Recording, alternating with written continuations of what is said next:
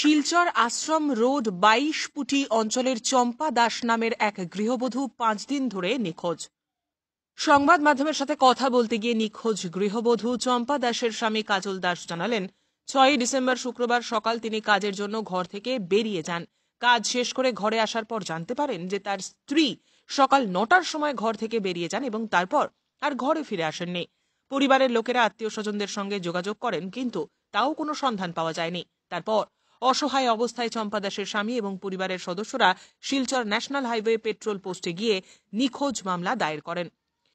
সংবাদ মাধ্যমের মধ্য দিয়ে নিখোঁজ গৃহবধূর স্বামী এবং পরিবারের লোকেরা জনগণের কাছে কাতর আবেদন করে জানান যে যদি কোনো সহৃদয় ব্যক্তি ওনার স্ত্রীকে দেখেন তাহলে ন্যাশনাল হাইওয়ে পেট্রোল পোস্ট এবং পরিবারের সঙ্গে যাতে যোগাযোগ করেন অতি সত্বর। যোগাযোগের নাম্বার হল 9707925146।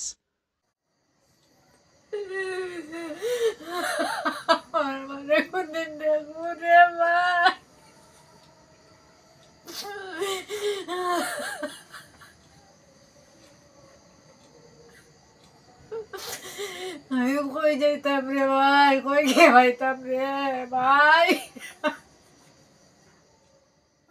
এটার নাম কি? এই জায়গাটা তো আশ্রম 22 ফুটি হয়।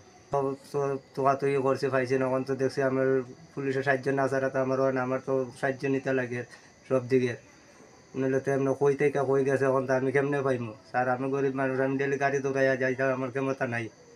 ডেলি গুদামো খামো যাই, ডেলি আনি। আমার অবস্থা দেখুন, আমার ঘরের অবস্থা দেখুন, আমি এইলা অবস্থা চলি। আর কিন্তু তো কোনো খোঁজ খবর পাইছি না, কিচ্ছু পাইছি না। পুলিশে কিতা কইছে? পুলিশে তো কইছে আমরা থানায় দিমু, রিপোর্ট করমু, জানাইমু। আত্মীয় স্বজনের বাড়ি খুঁজাখুঁজি করছিল? করছি।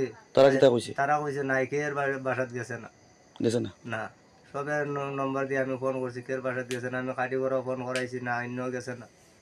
আমার বউরে কেউ দেখিয়ে থাকবো, আমার মোবাইল নাম্বার থাকবো, আমার লোক আপনারা যোগাযোগ করবেন।